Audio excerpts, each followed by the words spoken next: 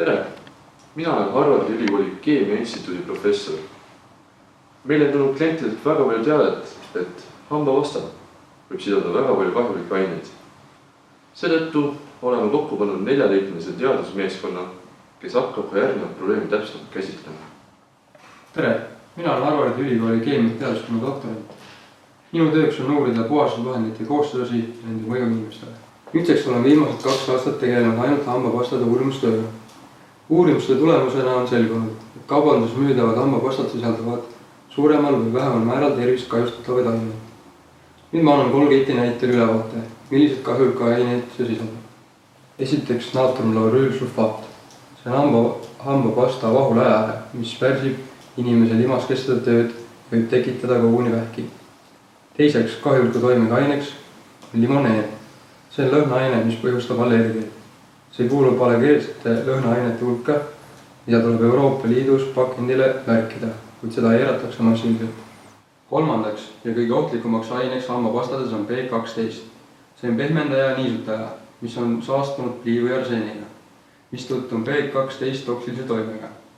Toksiline toime häirib naha loomulikku niiskuskaalat, viies välja naturaalsed õlid. Selline näeb välja B12, kui sinna ei ole lisatud muid värvaineid. Nagu näha, ei ole see just kõige puhtam aine.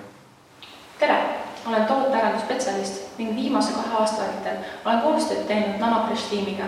Oleme asendanud keemiliselt mittetervislikud ained looduslike ainetega.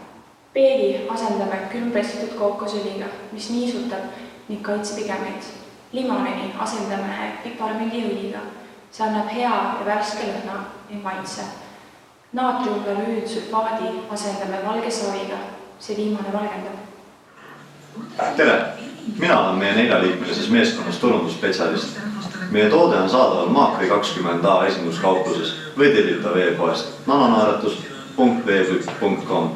Pakendite suurused on 95 või 500 milliliitrit, vastavalt nõudlusele. Meie 95 milliliitrine pakend on mõeldud kasutamiseks koos survepesuriga ning 0,5-liitrine toode on mõeldud kodukasutuseks. See toode on pikaajaliselt välja töötatud meie tunnustatud teadurite poolt. Sellist looduslike komponentidega rikastatud hambapesuvedeliku turul teist ei ole. Oleme tervist kahjustavad ained asendanud hambaid tervendavate koostisosadega. Meie kasutame Nanofresh hambavedelikku. Mis valikud teed sina, kallis klient? Tähelepanu! Tegemist on suurlõputusvahendiga. Enne kasutamist lugege koolitud pakendis olevat infolehte või tutvuge toote kodulehega. Täiendavate küsimuste korral pöörduge Nanofreshi meeskonna liikmete poole.